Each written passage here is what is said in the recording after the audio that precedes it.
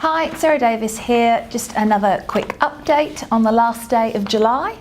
Now, excuse me, I am going to refer to some notes because there are a few things I just want to take the opportunity of running past with you.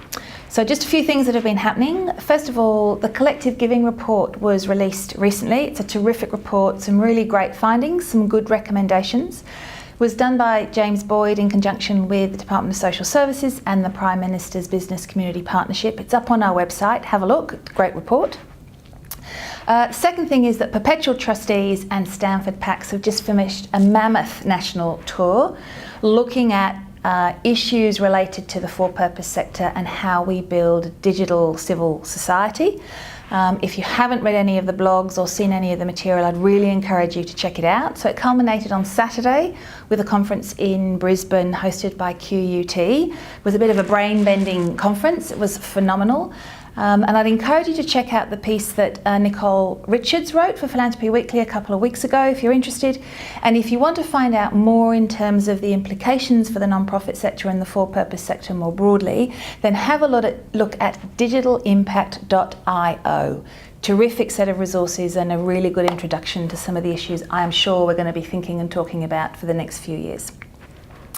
Yesterday, just a quick note, the ALP announced a policy position about taxing the distribution from trusts. And I just want to make it really clear for everybody that they are exempting philanthropic and charitable trusts. So there's a lot of media around this at the moment, but philanthropic and charitable trusts are completely exempt from their policy position. So just a bit of clarity. Talking about policy, the government's review into DGR reform, the paper, we mentioned this a couple of times before, submissions from the sector are due by Friday this week. So if you haven't already engaged or you haven't had a look at it or you haven't finished your submission, we've got till Friday. So Philanthropy Australia, the Australian Environmental Grantmakers Network, Foundation for Regional and Rural Newell and Community Council of Australia, we've all prepared submissions. They're all on our respective websites. If you don't have time to write a submission yourself, I would really encourage you to have a look at other people's and pick the bits that resonate with you to support or to make sure that your voice is heard, because this is an important opportunity that the sector gets to respond. And just on policy-related matters, just a reminder that our summit in Canberra in September, tickets are on sale. Our early bird closes a week today, so the 7th of August. So if you haven't got your tickets already, please do so.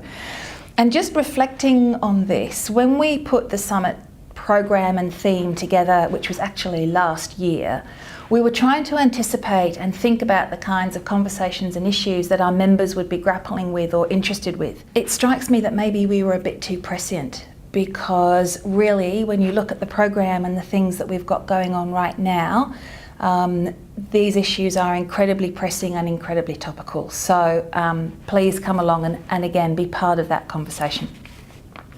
So a few events to watch out for. Later in August, Atlassian will be launching their Pledge 1% campaign. I'm sure you've heard about this. Is a global campaign around pledging 1% of profits to social community causes and positive social change. Philanthropy Australia is partnering with Atlassian to bring our members a number of events throughout the next few months. A couple of other events just to be aware of. August 29 in Brisbane, we're having a member roundtable event. Please come along. The broad theme is around exploring contemporary practice in philanthropy. We have a fabulous panel, so please come and be part of that conversation. 15th of August, we have our regular Family Foundation network. 22nd of August, we have our Indigenous Funder network. 16th of August in Sydney, we have a policy briefing for members that Christian and our council member Rob McLean will be hosting.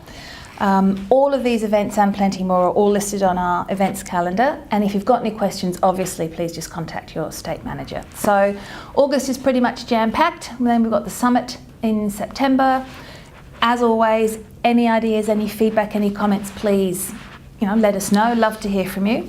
And finally, for those of you who know me, you know I love a good quote. And I heard this awesome quote on Saturday at the Stanford PACS conference. It was from Wendy at QUT, so I'm just going to tell you because I think this is brilliant.